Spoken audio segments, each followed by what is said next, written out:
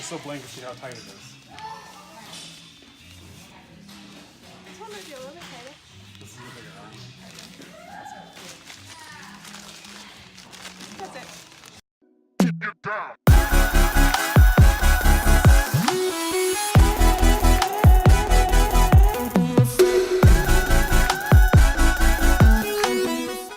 So here we are doing our wrap up for week 9.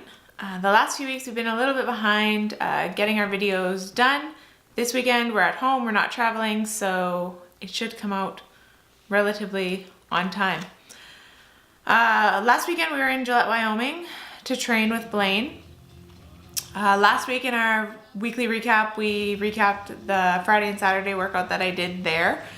And then when we recorded my recap, I was just about to go squat heavy. I ended up squatting up to 255 kilos. I was happy with how it moved. That video, however, is going to remain, we'll call it top secret for now. Biggest struggle that I was having that day was the bar just not feeling great in my wrists. On my set with 245, it just felt like it was back in my hands. I was a little bit leaned forward as I was setting up. So positioning didn't feel as good. For my last set with the 255, I switched from my medium flexible SBD wrist wraps to large flexible SBD wrist wraps just to try and give myself a little bit more support. It definitely felt better, but I felt like I couldn't move my wrists as much as I normally can. So it's sort of that balance of still being able to move my wrists, yet having enough support that it doesn't feel like it's going to fall out of my wrists. So that's something I've been playing with this week with my squat day. I kept trying the large flexible wraps just to try and get used to that bit more support, but figure out how to wrap them so that I can still move my wrists as much as I want to.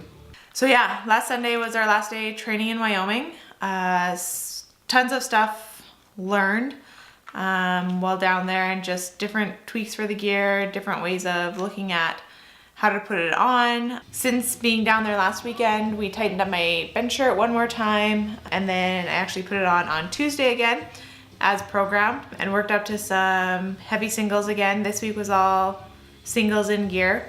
Then I followed that with some more raw bench. So with my shirt today, what's pretty exciting to me with how my shirt is going is how consistent it's being. The touch is being consistent, my presses are really consistent.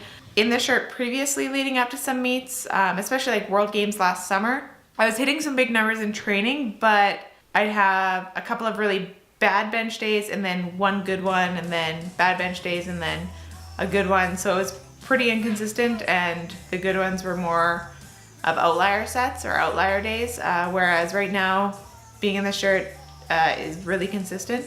I have a couple of new shirts on their way that hopefully should be here in the next week or two, so we'll play with those. But I'm pretty happy in the one that I've been in sort of the last month or two. So as of right now, that'll be my competition shirt, but that may change with these new shirts that show up. We'll see.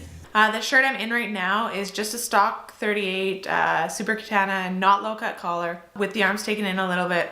I've played around with the low cut collar a fair bit and just never had success, and really never had very consistent success in them. I had 2 of them. So to get rid of the temptation to keep playing around with them, and because they were so inconsistent for me, I've since gotten rid of them and only have non-low cut collars, which seem to be working really well for me. My deadlift day this week, I put my Velocity back on. I'm still really playing around with my deadlift suit. I'm not sure what I'm gonna end up wearing. I need to make that decision here soon so we can get it dialed in. Later this afternoon, I plan on going back and watching a bunch of my deadlift videos from the last couple of months, just to try and see, okay, what suit does it look like I'm able to get the best position in, so that I can try that suit consistently for a couple of weeks here. And just, again, that consistency is key in the gear. The more you can play with it and get it dialed in, the more success you'll have with it. My deadlift day was on Wednesday, and Thursday my back felt absolutely fried. I had pulled 6 singles in full gear, and then did some snatch grip deadlifts, 4 sets of 3, pretty heavy, and conventional RDLs, same thing, pretty heavy. And basically my entire posterior chain come Thursday felt like trash.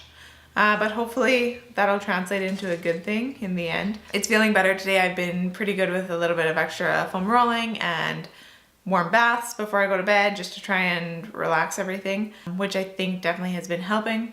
My second bench day this week was just slingshot bench, no shirt. My heaviest set there was 140 kilos, and then I did a couple of lighter sets because that was a little bit harder than it should have been. And then just more accessory bench, full gear pin press, or not full gear pin press, full range of motion pin press, and some more bench accessory.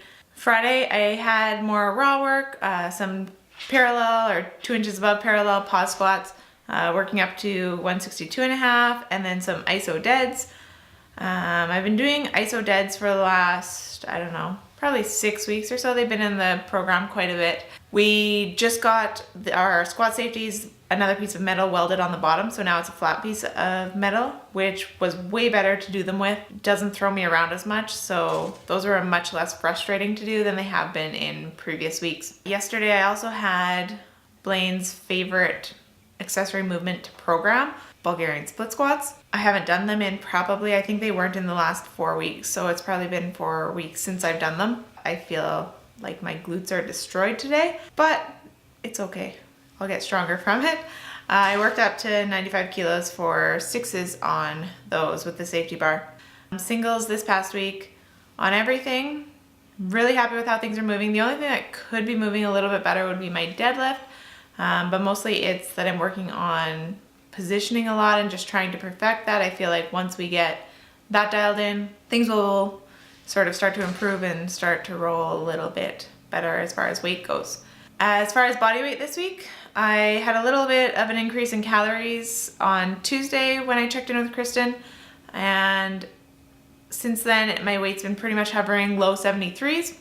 So like I think I said last week, it's right where I want it to be. I don't necessarily need it to drop a lot more before Worlds. I think it will just slowly, if I'm consistent with my tracking, keep trending downwards, but it's right where it needs to be. I don't know if ever that it like 6 or 7 weeks out, I've been this light, so that's not a bad thing, not a bad place to be training.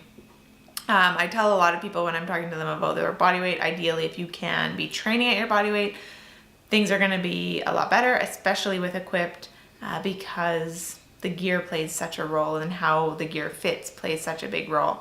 A couple of people have asked about altering gear. How I do it, there's other people do it different ways. I just use regular thread and a sewing machine. In all honesty, I don't do it. I take it to my mom and she does it for me.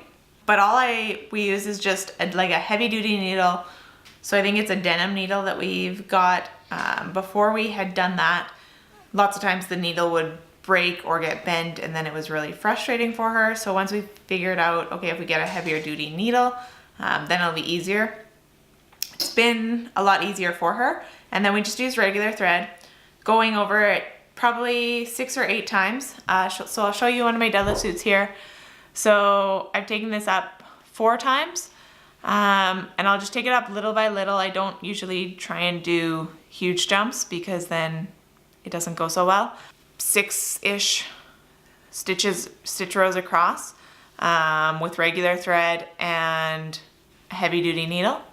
And most of the time it stays. The odd time, if she had struggles with the edges, is usually where it will pop. The only thing is with some suits, the top seam is super thick and rigid, and if you just need to do a little bit there, it can be really hard because this part here, if I can get that to focus, doesn't want to sort of lay flat. So if you can avoid having to do super small amounts at the top and just do a bigger initial tightening, that can a lot of times be easier. The other thing is my suit is inside out right now. So when it's right side out, the tag will be sticking in. I think the rule is the tag, if you did it on the outside, can be 3 centimeters tall, which is just annoying, and then it has little tufts. Or you'd have to cut it, which I don't like doing. I like having the backup of the real strap if you ever needed to take it out, or if your bottom row did go, then you've got some backup rows there. So that's how I take my gear in.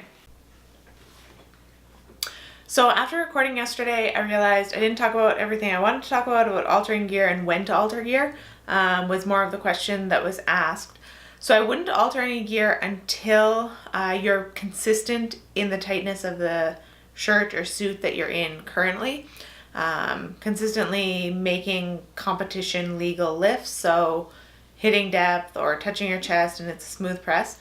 And then just tighten it up little bit by little bit every session or as you go, and rework the suit, see if you still can be consistent in it, and if you can, then tighten it up a little bit more.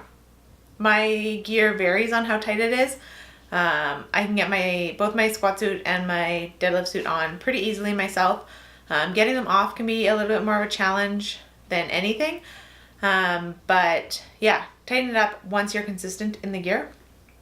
The other thing I wanted to share today, I just squat full gear heavy doubles, and I don't know if the camera will pick this up. It might be a little bit too dark.